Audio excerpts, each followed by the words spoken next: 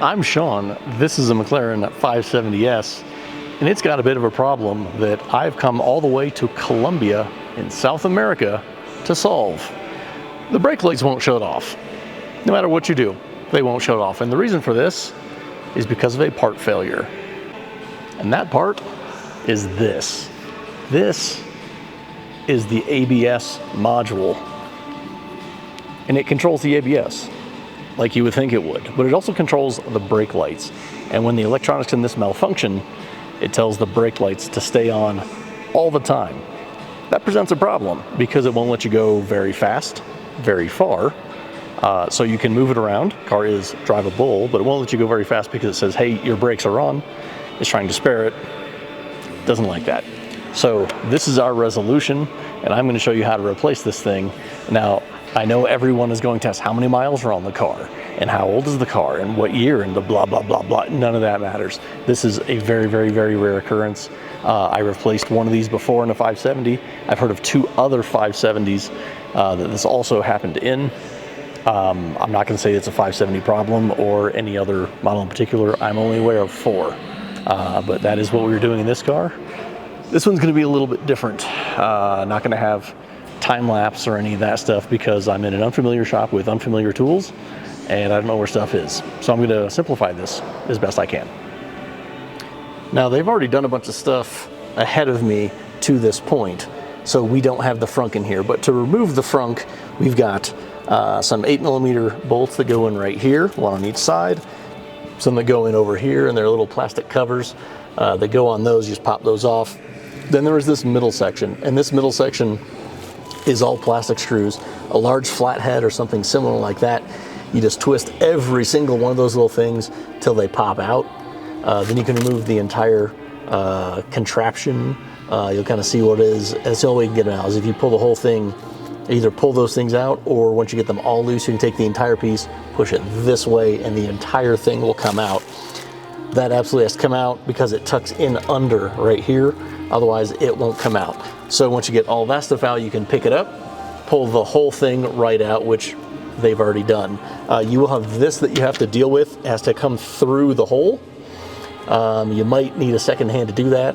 I've done this enough times. I can get it through and hold the whole thing up, pull it through myself, but it does help to have a second hand to pull this back through. Same thing, so you screw right there, those come off, it pulls off. It's pretty self-explanatory. Now, to get this part out, we've got to get this bar out, and that's going to be a 13mm. There are 4 bolts, one up here, one down here, same on the other side. We take those, we can get this out of the way so we can move this. There is an electrical connector on this. It is on the back side, and it's the same like the ECU and much of those things where there's a little button to push in. There's no way I'm going to be able to get this on video, but you push in a little video to release it, the latch, you pull it up, the entire thing will pull right out. I'll take care of that electrical. On top, we've got obviously these 4 different hydraulic hoses, and we've got 2 in the rear of it as well. All of these are 11mm, and you really need to have a tool like this to do it. That's going to be the best way. Make sure you get a good quality one of these, because sometimes these will come apart this way, they'll spread out, and then you might end up rounding it off and it'd be a problem. But make sure you get a good high quality one of these. They call it a line wrench, or something else, I don't remember, but line wrench is usually what they call it. So we're going to use that to get these off, and they are all labeled, which is fantastic. You can see them all right here, but we're also going to take a picture of this, because if we don't, we will inevitably get these out of order or somehow screw this up. So take a picture of this before you touch it. It will make life a lot easier. This is going to get very messy with brake fluid. We're going to have to do that as well. And the last key component here is we've got to get the mount off of this, and I'm going to show you a little bit about what that's got going. Now we've got going on here.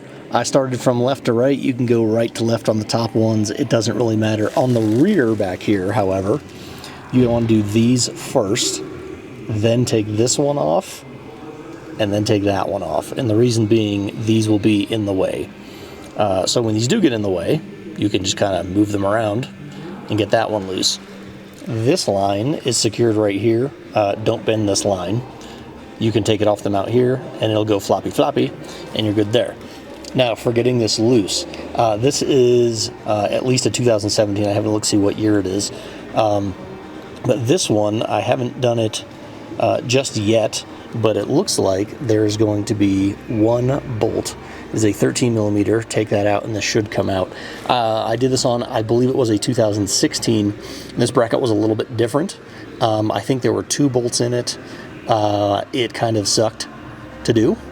I ended up having to pry out these. So these are basically like little metal posts that go through rubber grommets, and you have to pry and get these up. There's 3 of them, and they really suck to get back in, but they also suck to get out. So I'm hoping it's just this one bolt on this particular one. We're gonna learn today. On the plug here, I got the latch here flipped up, so you can see that, and then pull it up that far. You just heard it snap, and then it pulls right off. A little better when you don't have that hose in the way, but pulled right off, so we got that good to go. I'm gonna get that other bolt out down there, and this whole thing should pop out. Fortunately, this one is easier than the other one was, so depending what year you have or what model this might be in, might be a hair different. But this one, we got a little set pin right there that's got to go on, and then we've got, that's where the bolt actually came through on the bottom, so you can see where I stuck it in there, and bam. So nothing had to happen with that. It makes me very happy. So the new one, we can slide in. We want to slide in these lines as we go do it, so they'll kind of go back there over the little set key, drop it on there, bolt it in, and then get these things tight. At some point while this was out, you should have done some cleaning if it was dirty. That should go without saying, but it turns out I have to say it. For getting all these back in, they are all in right now. You should have these little torque marks from before, and they should line up. They might not really be there. As you can kind of tell, they're not really there. But maybe you'll get lucky, maybe you add marks, whatever. As far as torquing these goes, there is a torque spec. I don't know what it is. So let's just say, if you were a rapper, you'd call it Little Snug or Little Snug. That's how you can get those tight. Good to go there. They're not crazy tight. Remember, it is aluminum, and that can strip out. Now for this plug, here's the trick to this guy. If you go to push it back in, this should be up while you do it. Push this on, slide it on. It's going to lock in when you push this back down. However, if this won't go all the way in, this little red tab, pull it this way. It's preventing it from locking. So once you get it in there, push that tab back down on the back side. This will be locked in. 2 things that I actually forgot. There are actually 6 bolts, so there's 3 in each side over here. There's one that's a little behind the bracket down here. So there's, you'll see it. The other thing is, if you look right over here really closely, I forgot to tell you to subscribe, so make sure you subscribe to the channel if you haven't already. We're going to go reverse order on the rest of this stuff, which means these brackets got to go back in. Should be very obvious. There are 3 bolt holes on the bottom. Either side doesn't matter because they both have the same holes. That's just whichever one already has the witness marks. So we know this one goes here because of how that is. So we'll just do that so we're not marking it up. But yeah, these just go back in with the other half, obviously going on the back side, going in first. Now, a few other notable things that I forgot to mention along the way here. For all of those hydraulic lines going into that ABS module, you should, if you have done this correctly, be able to spin those in by hand without using any tools, probably all the way up until the point where it's hand snug, or at least most of the way. If you do end up having to turn it with the wrench, it should take very little effort to get it to do that.